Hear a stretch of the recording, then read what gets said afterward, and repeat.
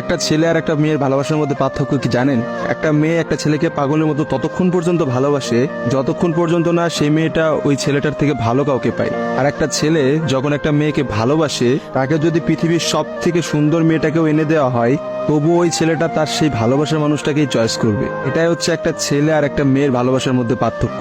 কারণ ছেলেরা কোনো সময় বেটার অপশন খোঁজে না, ছেলেরা সবসময় তার শান্তির জায়গাটা খোঁজে। আর একটা ছেলে একটা মেয়েকে যতটা ভালোবাসতে পারে, একটা মেয়ে তার এক গুণও ভালোবাসতে পারে না। ছেলেদের ভালোবাসাটা ভয়ঙ্কর রকমের সুন্দর হয়, কারণ একটা ছেলে যখন একটা মেয়েকে মন থেকে ভালোবাসে, সেই মেয়েটার থেকে ভালো কোনো অপশন সে কখনো মাথার মধ্যে চিন্তাই করে না। ছেলেদের ভালোবাসার সাথে কারোর ভালোবাসার তুলনা করা যায় না। ছেলেরা তাদের ভালোবাসার মানুষটাকে যেমন অন্য কারোর সাথে সহ্য করতে পারে না, ঠিক তেমনি একটা ছেলে কখনোই তার ভালোবাসার মানুষটাকে রেখে অন্য কোনো মানুষের পিছনে কখনো ঘুরঘুর করে না। ছেলেরা কখনো কোনো বেটার অপশন বা কোনো সুন্দরী মেয়ে দেখলে তার গার্লফ্রেন্ডকে ভুলে যেতে পারে না।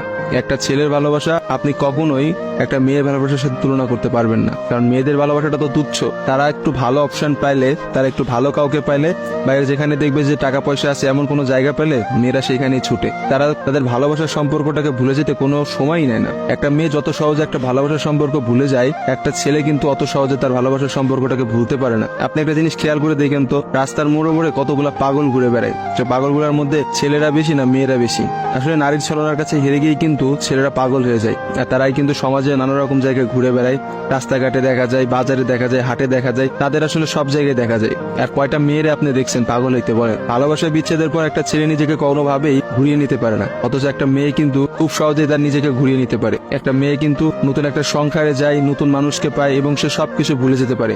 আসলে ভাই, নারীদের ছলনা বোঝার ক্ষমতা না ছেলেদের এখনো হয় নাই। একটা কথা আছে, ইতিহাস কিন্তু সাক্ষী যে নারীরা কিন্তু চরম ছলনাময়ী। আপনি কখনোই একটা নারীর ছলনা ধরতে পারবেন না। একটা ছেলে কখনোই একটা নারীর ছলনা বুঝতে পারে না। একটা নারী আসলে কি করতেছে বা তার মধ্যে কি চলতেছে, এটা কখনোই তার মুখ দেখে বা তার সাথে মিশে আপনি বুঝতে পারবেন না। অথচ একটা ছেলে, সে কিন্তু কখনো ছলনা করে না। ছেলেদের মানুষের মধ্যে কিন্তু কখনো কোনো ছলনা থাকে না। তারা কিন্তু নিঃস্বার্থভাবে তার প্রিয় মানুষকে ভালোবেসে যায়। দিন শেষে দেখা যায় যে প্রত্যেকটা ছেলেই কিন্তু মেয়েদের কাছে ঠকে যায়। দেখা যায় তার ভালোবাসার মানুষটা কিন্তু একটা সময় বলে, তোমার থেকে ওই ছেলেটা অনেক ভালো, তোমার থেকে ওই ছেলেটা অনেক বেশি টাকা পয়সা আছে, বা তোমার থেকে ওই ছেলেটা অনেক বেশি ভালো অবস্থানে আছে।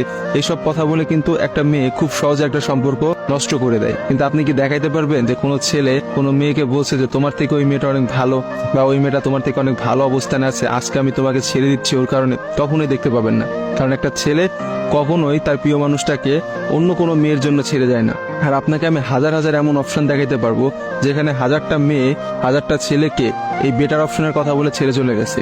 মেয়েরা ভাই বড়ই স্বার্থপর হয়, ওরা যেখানে একটু স্বার্থ খুঁজে পায় সেখানেই চলে যায়। কিন্তু আমি দিন শেষে একটা কথা বলতে চাই, কোনো মানুষকে ঠকিয়ে কেউ কোনোদিনও সুখী হতে পারে না।